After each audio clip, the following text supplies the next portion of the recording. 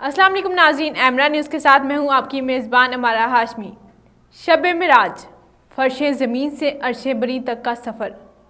مانگ لو چشم تر مانگ لو، مانگنے کا مزہ آج کی رات ہے۔ تمام مسلمانوں کو شب معراج بہت بہت مبارک ہو۔ امت مسلمہ کے لیے عظیم فضیلت والی رات۔ ملک بھر میں نماز مغرب کے بعد 27ویں رجب کا آغاز ہو گیا ہے، جسے شب معراج کہا جاتا ہے، جو عالم اسلام میں انتہائی اہمیت کی حامل ہے۔ شب معراج پر مساجد میں عبادات اور خصوصی دعاؤں کا اہتمام کیا جاتا ہے۔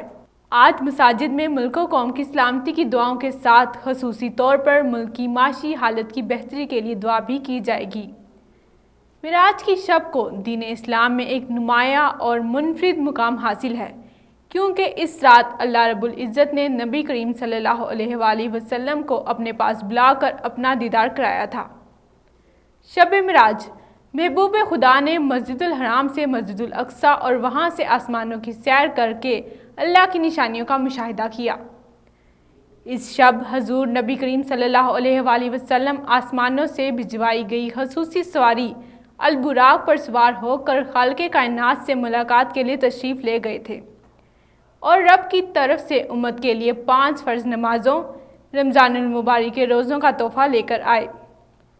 27 رجب المرجب وہ بابرکت رات ہے جب مدینہ میں ہجرت سے 5 سال قبل حضور اکرم صلی اللہ علیہ وآلہ وسلم کو اپنے رب سے ملاقات کا شرف حاصل ہوا، اور رب کائنات نے سرکار دو عالم کو 7 آسمانوں کی سیر کرائی۔ قرآن پاک میں بنی اسرائیل کی پہلی آیت میں اس واقعے کا ذکر موجود ہے، جو معراج کے نام سے مشہور ہے۔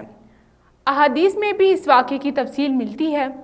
شب معراج انتہائی افضل اور مبارک رات ہے، کیونکہ اس رات کی نسبت معراج سے ہے۔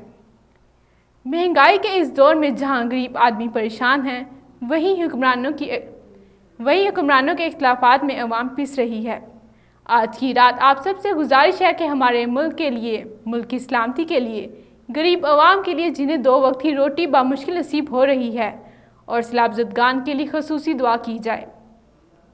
اسی کے ساتھ مزید خبروں کا تجزیہ یا حقیقت جاننے کے لیے جڑے رہیں ایمرا نیوز سے۔